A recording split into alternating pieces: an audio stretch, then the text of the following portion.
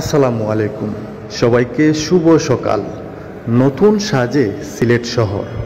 সিলেট শহরের সকালবেলার এক অচেনা রূপ। সচরাচর আসলে এ ধরনের রূপ দেখা যায় না, যেটা সকালবেলা সিলেট শহর আসলে আপনি দেখতে পারবেন। একটা প্রয়োজনে বের হয়েছিলাম, তাই চিন্তা করলাম একটু আপনাদের কাছে সিলেট শহরের সকালবেলার এই যে ভিউটা আছে সেটা আপনাদের সাথে শেয়ার করি। গত কিছুদিন থেকে সিলেট শহরের বিভিন্ন জায়গাকে রং করা এবং সৌন্দর্য এবং সাজসজ্জায় সজ্জিত করা হচ্ছে। এর পিছনে কারণটা কি? আমার আসলে ব্যক্তিগত যেটা মতামত, কিছুদিনের মধ্যেই হচ্ছে জাতীয় নির্বাচন এবং জাতীয় নির্বাচনকে কেন্দ্র করে মাননীয় প্রধানমন্ত্রী সিলেটে আসবেন। তার জন্য হয়তো সাজসজ্জায় সজ্জিত হচ্ছে সিলেট।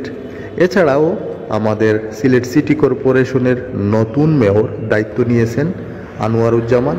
উনি হয়তো এই সিলেট শহরকে একটু সাজানো গুছানোর চেষ্টা করতেছেন এবং পরিষ্কার পরিচ্ছন্ন রাখার চেষ্টা করতেছেন। তবে সকালবেলার সিলেট শহরের চমৎকার এই দৃশ্যটা দেখে আমার কাছে খুবই ভালো লাগলো। কারণ হচ্ছে যানজট মুক্ত, ফুটপাত হকার মুক্ত, আর রাস্তার অবস্থা আপনারা দেখতে পাচ্ছেন খুবই পরিষ্কার। এই ধরনের রাস্তার ফ্রিলি সবসময় দেখা যায় না। আজকে সিলেট শহরের এই রূপটা দেখে আমার অনেক বেশি ভালো লাগলো। তাই আসলে একটি ছোট্ট ভিডিওর মাধ্যমে আপনাদের কাছেও আসলে সকালবেলার এই ভিউটা শেয়ার করলাম। আপনারা দেখছেন সামনে হচ্ছে কিন্তু কিন ব্রিজকেও কিন্তু রং করা হইতেছে, কাজ করা হইতেছে। গত কয়েক বছরে সিলেট সিটি কর্পোরেশনের অনেক উন্নয়নমূলক এবং দৃষ্টিনন্দন কাজ হয়েছে। আমাদের বিদায়ী মেয়র জনাব আরিফুল হক চৌধুরীর মাধ্যমে সিলেটের অনেক উন্নয়ন হয়েছে।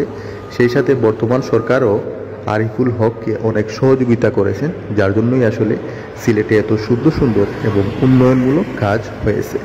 ধন্যবাদ সবাইকে।